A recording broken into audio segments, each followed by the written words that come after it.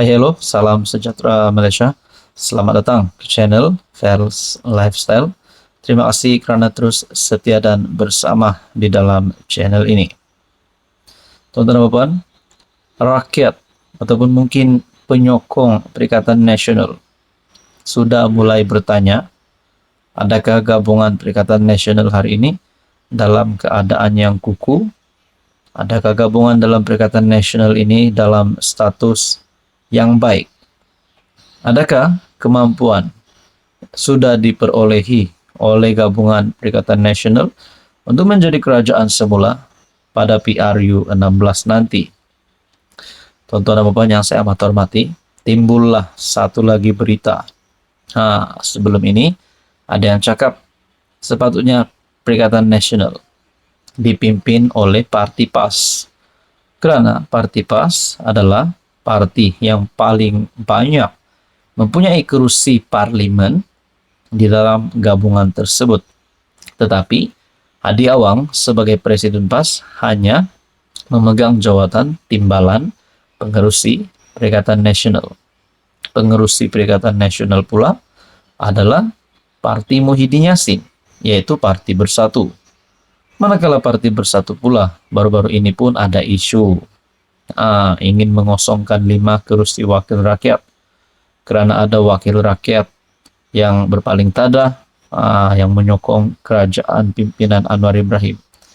Jadi saudara-saudara yang saya amat hormati, dalam satu perkongsian saya lihat Mursyidul Am PAS kata PAS lebih layak ketua IPN berbanding Bersatu. Wow. Adakah tajuk berita ini akan membawa kepada pemecatan Muhyiddin Yassin daripada Presiden pengurus CPN kepada timbalan, ataupun lebih teruk lagi, PAS dan Bersatu akan berpecah? Bermula daripada tajuk ini. Pemimpin PAS percaya mereka lebih layak memimpin PN berbanding Bersatu yang kini ramai pemimpinnya berdepan kes mahkamah. Mursyidul Am PAS Datuk Hashim Jassin berkata, PAS layak memimpin kerana wakil rakyatnya paling ramai di parlimen dan mempunyai jentera akar umbi yang kuat di seluruh negara. Terbukti hanya kepincangan di dalam Bersatu, dan mereka perlu insaf mengenai hakikat dan kedudukan tersebut. Meskipun PAS hanya timbalan di dalam PN, namun rekod kita dalam parlimen juga saya lihat lebih ke depan selain kerja-kerja masyarakat dan dalam apa-apa jua berlaku. Mursyidul Am PAS menolak kenyataan naib Presiden Bersatu Datuk Seri Ahmad Faizal Azumuh bahawa Tan Sri Mahyadin adalah calon PN tunggal dalam gabungan PN. Kata beliau, Bersatu tidak boleh membelakangi PAS dalam menentukan jawatan penting itu, melainkan ia keputusan yang dipersetujui bersama. PAS memiliki jumlah kerusi parlimen terbesar dalam PN 43, lebih 18 berbanding sekutunya Bersatu. Adakah dengan ini hancurlah harapan cita-cita Muhyiddin Yassin nak jadi PM lagi? Sekiranya PAS yang akan menghantar calon. Adakah undi penyokong-penyokong PN terus diberikan kepada calon PM daripada parti PAS dan bukan Muhyiddin? Adakah kuota untuk Muhyiddin menjadi PM sudah tidak ada lagi sekiranya PN menghantar calon Perdana Menteri daripada parti PAS dan bukan parti Bersatu? Kerana sebelum ini Muhyiddin sudah pernah menjadi Perdana Menteri. Nah, lebih teruk lagi, seperti yang saya kata tadi, kalau Muhyiddin nak juga jadi calon Perdana Menteri dan begitu juga parti PAS, adakah mereka akan berpisah masing-masing hantar calon Perdana Menteri? Jadi saudara-saudara yang saya amat hormati, apa komen Anda berkaitan dengan isu yang panas ini? Hai hello, salam sejahtera Malaysia. Selamat datang ke channel Fels Lifestyle. Terima kasih kerana terus setia dan bersama di dalam channel ini. Rakyat Sabah, rakyat Malaysia, khususnya di Sabah, sudah mulai menimbulkan persoalan sudah mulai menimbulkan pertanyaan-pertanyaan yang perlu dijawab, ataupun pertanyaan yang dinantikan jawabannya oleh seluruh rakyat, khususnya di Sabah. Pertanyaan ini adalah sangat mudah. Siapakah dalang utama bagi skandal rasuah di Sabah yang berlaku pada hari ini? Nah, itu adalah pertanyaannya yang sangat simpel dan yang sangat mudah. Tapi part yang susah adalah bagaimana nak cari jawaban kepada pertanyaan ini.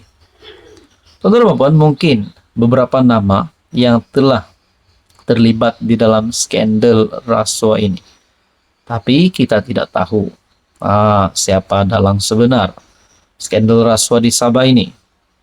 Walaupun nama ketua menteri disebut, nama beberapa adun, dan juga nama timbalan ketua menteri disebut, tapi kita masih belum tahu siapakah dalang. Dan terkini bekas CEO juga disebut namanya. Kalau nak cakap bekas CEO itu dalang utama di dalam skandal rasuah ini, ataupun mungkin mana-mana pemimpin-pemimpin yang menjadi dalang utama di dalam case skandal rasuah di Sabah ini, jawabannya adalah satu, sesuai dengan harapan netizen, sesuai dengan harapan rakyat Sabah yang benci dengan rasuah. Mana-mana ahli politik yang kotor perlulah ditangkap, perlu dikenakan tindakan undang-undang. Cakap jawatan semua memang perlu dipecat dan memang perlu dilucutkan jawatan sekiranya bersalah. Jadi saudara-saudara, rupanya bekas CEO yang kita dapat lihat melawan ketua menteri, bahkan mendakwa mempunyai bukti salah laku, ataupun ketua menteri Sabah Haji Jinor menyalahgunakan kuasa. Kita dengar sebelum ini ada berita berkata dakwaan mempunyai bukti bahwa ketua menteri Sabah Haji Jinor menyalahgunakan kuasa. Adakah ini dapat dilibatkan dengan skandal rasuah yang berlaku hari ini? Sehingga kan terdapat berita yang berkata bekas CEO jual anggur bagi kumpul dana lawan ketua menteri. Nah, saudara-saudara, di sini masih menjadi pertanyaan siapakah dalang utama di dalam skandal ini, sehingga kan bekas CEO sanggup melawan ketua menteri.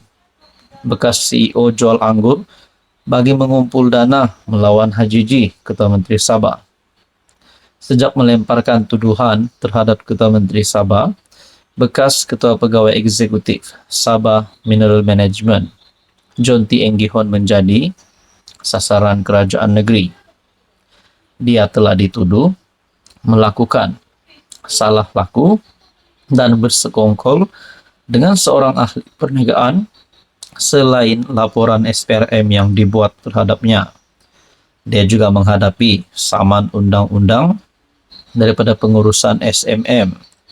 Sejak 3 hari lalu, John T. hadir ke Ibu Pejabat SPRM di KK untuk disoal siasat. John T.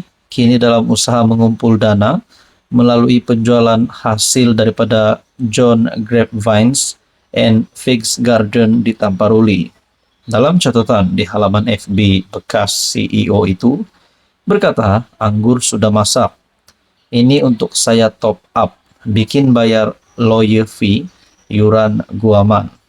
Terima kasih kepada yang prihatin, yang perhatiin, dan moral support yang banyak saya terima melalui WhatsApp dan Messenger maupun di media sosial. Semoga Tuhan merahmati kamu semua. Saudara-saudara, berkaitan dengan isu ini, adakah sebenarnya pihak ini yang bersalah ataupun pihak ini yang bersalah? Kita nantikan saja.